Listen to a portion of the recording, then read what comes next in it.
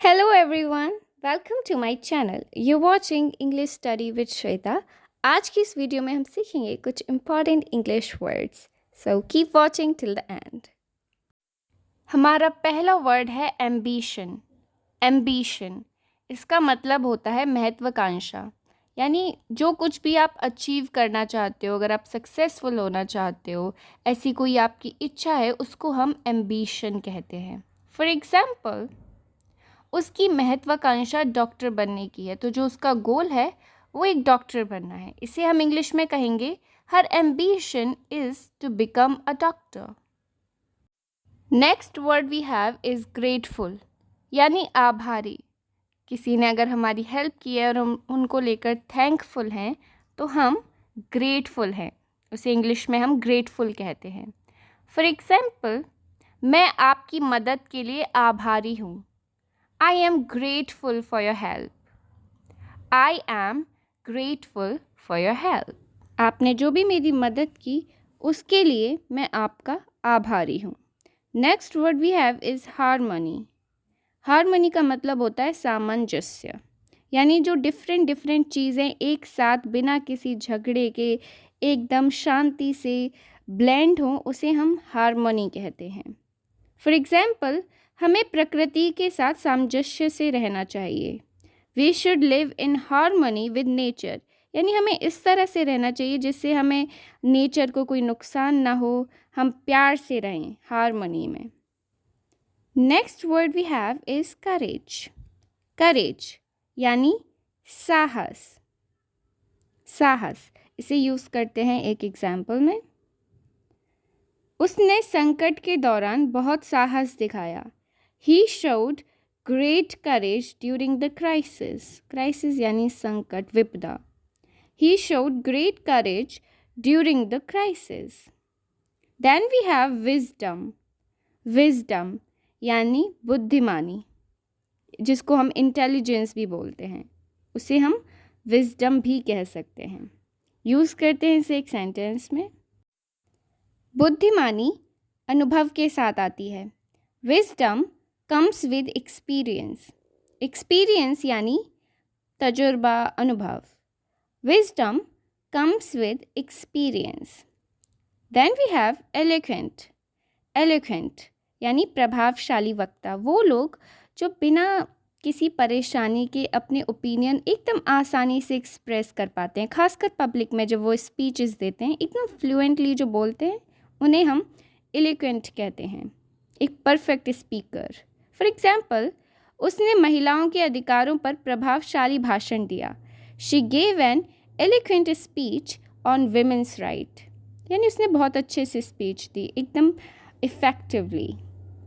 Then we have quintessential. Quintessential इसका मतलब होता है आदर्श या सबसे महत्वपूर्ण, या फिर किसी चीज़ का परफेक्ट एग्जाम्पल होना. उसे हम इंग्लिश में क्विंटेसेंशियल कहते हैं. यह पेंटिंग आधुनिक कला का सबसे आदर्श उदाहरण है, मतलब परफेक्ट एग्जाम्पल है. This painting is the quintessential example of modern art, यानी मॉडर्न आर्ट को दर्शाने के लिए ये पेंटिंग सबसे ज़्यादा परफेक्ट है. This is quintessential example of modern art. Then we have a very common word, aesthetic. Aesthetic इसका मतलब होता है बहुत ही ज़्यादा सुंदर, सौंदर्यपूर्ण. ऑलराइट, यूज़ करते हैं एग्जाम्पल में. उसके कमरे की डिज़ाइन बहुत सौंदर्यपूर्ण है. Her room has a very aesthetic design. Her room has a very aesthetic design यानी बहुत ही ज़्यादा सुंदर है, it's beautiful. Then we have plethora. Plethora यानी किसी चीज़ की अधिकता, मोर देन इनफ. ओके, उसे हम प्लेथरा कहते हैं. फॉर एग्जाम्पल, इस बाज़ार में विकल्पों की अधिकता है, मतलब जितने भी ऑप्शंस हैं कमी नहीं है इस मार्केट में उनकी. There is a plethora of options in this market. There is a plethora of option in this market. Inevitable.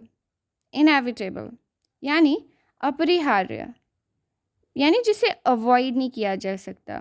अगर कोई चीज़ होनी है तो फिर वो होनी है, उसे कोई रोक नहीं सकता, उसे हम इनएविटेबल कहते हैं। जैसे कि जीवन में परिवर्तन अपरिहार्य हैं, मतलब जो चेंजेस हैं उनको हम अवॉइड नहीं कर सकते अपनी लाइफ में, उनका होना ही है।